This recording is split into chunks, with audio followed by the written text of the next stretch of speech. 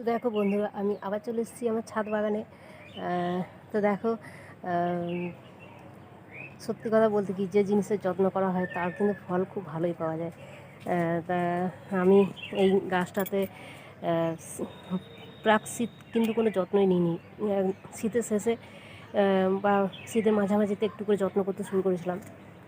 তা দেখো বন্ধুরা, যত্ন করার ফল কিন্তু খুব ভালোই হয়েছে। এই যে দেখো, আমার ছাদ বাগানে গোলাপ রানীরা পরিস্ফুটিত হচ্ছে। যদিও এখন প্রায় শীত শেষ, মানে বসন্তের শুরু, মানে বসন্তকাল চলছে। একটু একটু শীতের আভাস আছে রাত্রিবেলাতে, কিন্তু তারই মধ্যে দেখো আমার ছাদ বাগানে, মানে এমভি গার্ডেনে বসন্ত গোলাপ রানী খুব সুন্দরভাবে প্রস্ফুটিত হয়েছে। অনলি দেখো 3টি মাত্র গোলাপ ফুটেছে। আর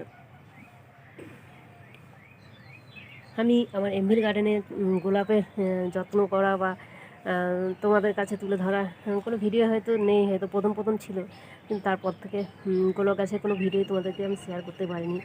তা দেখো, আবারও আমি কিন্তু এই গাছটাকে যত্ন নিলাম এবং দেখো খুব সুন্দরই, মানে খুব সুন্দরভাবে গোলাপ ফুল ফোটাতে পেরেছি।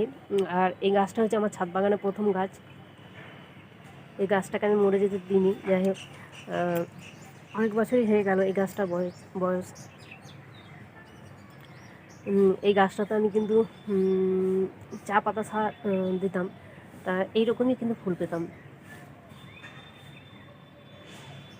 তো বন্ধুরা, তোমাদের কেমন লাগছে আমার ছাদ বাগানে গোলাপ গাছে গোলাপ ফুল আর আমার এই ছাদ বাগান পদ্ধতি? আর দেখো, গাছটা কিন্তু আমি জাস্ট এই বালতিটাতে লাগিয়েছি। এগুলো হচ্ছে জলের বালতি। এই যে দেখো, জলের বালতি, ওই 12 লিটারের জলের বালতি। আর গাছটা দেখো কীরকম মানে স্ট্রাকচার ধারণ করেছে।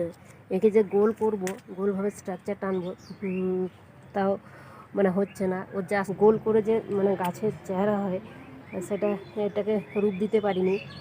যাই হোক, ডাল আমি কাটিং করবো এরপরে। তো বন্ধুরা, তোমাদের কেমন লাগছে আমার ছাদ বাগানে বা আমার এমভিল গার্ডেনে গোলাপ গাছে গোলাপ ফুল? যদি তোমাদের ভালো লাগে থাকে তো অবশ্যই আমার এই চ্যানেলটাকে লাইক করো, কমেন্ট করে শেয়ার করো, আর আমার এই চ্যানেলটাকে সাবস্ক্রাইব করো।